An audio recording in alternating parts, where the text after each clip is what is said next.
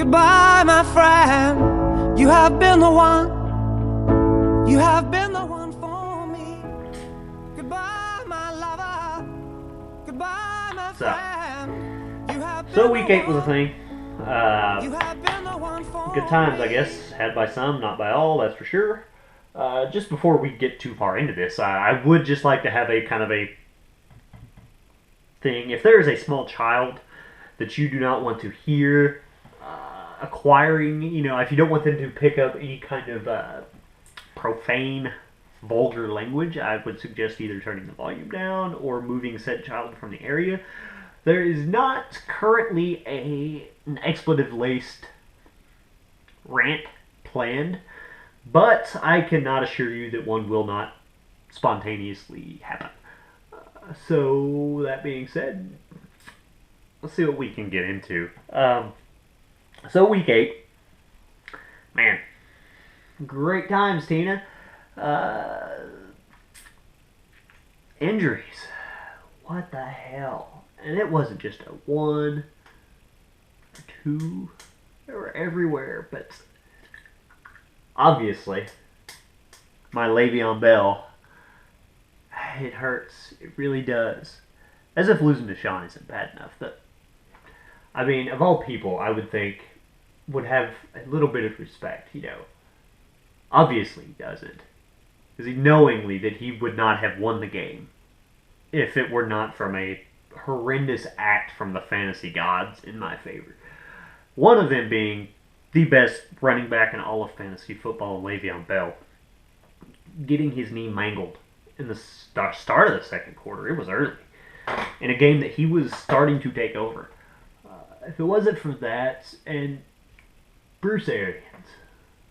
Well, now there's the name. Just want to start. Last week, I gave him a little bit of unfair criticism.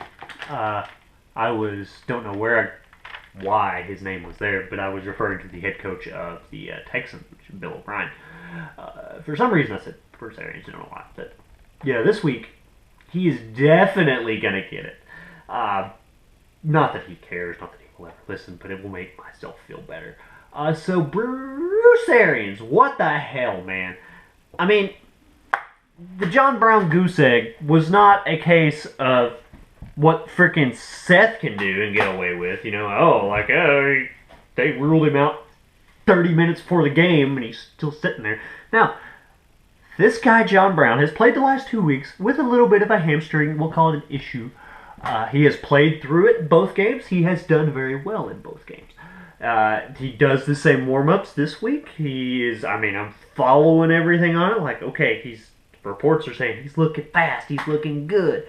He is active. That come down 5 minutes before the game. He is active. He is going to play. Woohoo! Good time. Go teams. And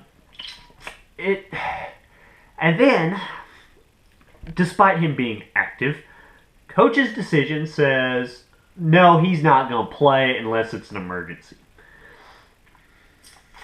This is after the game has started. It's just really? Come on.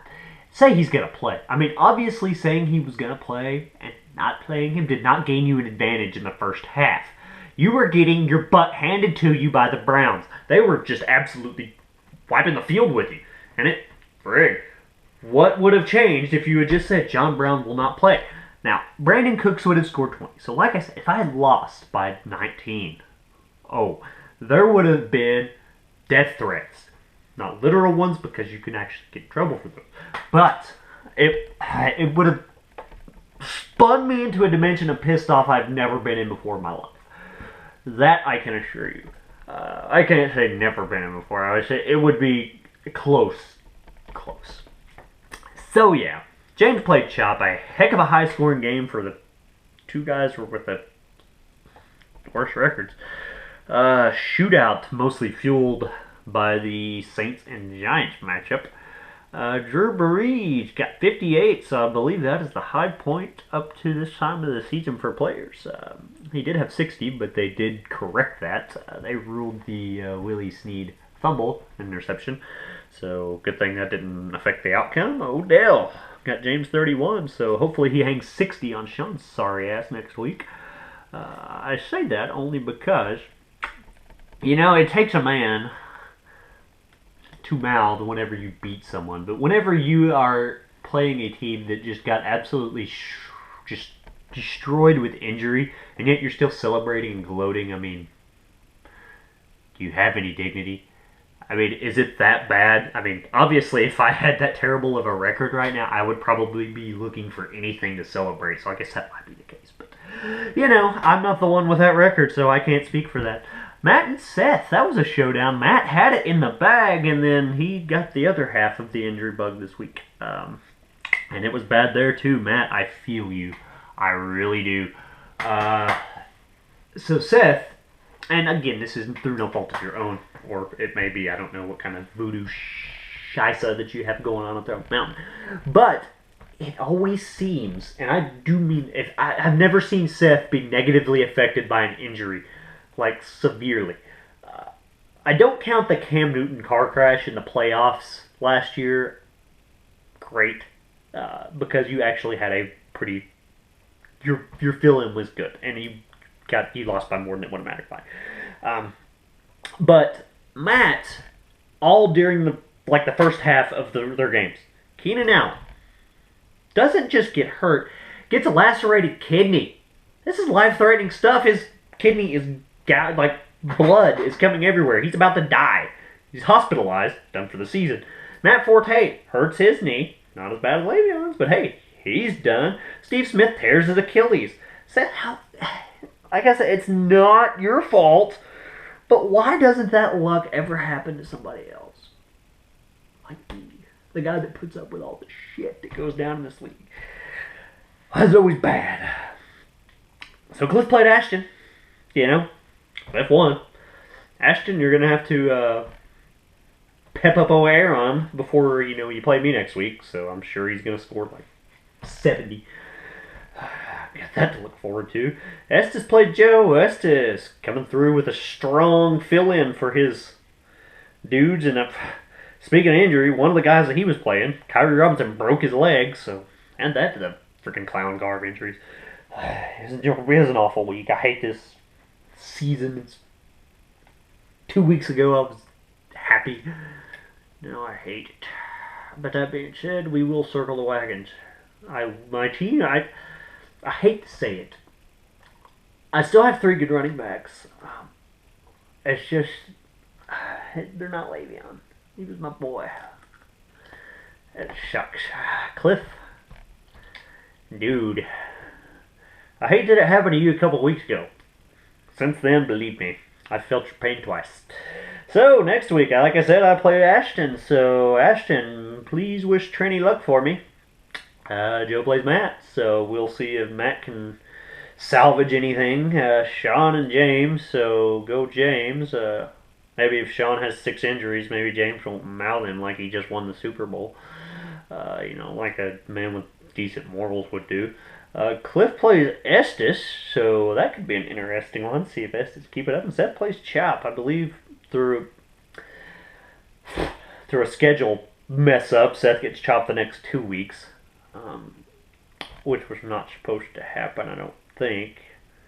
The way I'd seen it, at least, that was supposed to be the first 3 games were repeated for the last 3 games. But hey, water under the bridge. So yeah, the standings. Matt and Seth are tied at 6-2. Myself and Ashton at 5-3. Estes and Cliff at 4-4. Sean and Joe at 3-5, and James and Chop at 2-6. Playoffs start of the day. Cliff would be the last one in. Oh, good times. Good times. Okay, so there are 4 weeks left. Yes, 4 weeks. Right now, the gap between first and last is 4 games. So, we're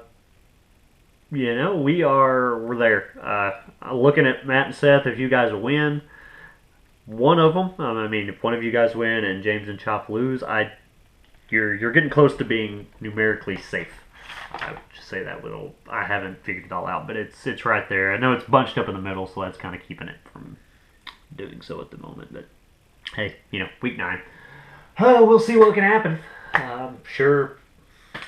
Well, Fred, who knows? Good times. So, hey, best of luck to everybody except for Sean. You are getting no more favor. You have surpassed Seth on the hatred list for the league. So, Seth, congratulations, amigo. No longer my mortal enemy. So consider that a small victory. But you're second, so it's not a great victory. That being said, I'm done. I want no more of this. Tina, say goodbye, because I'm done.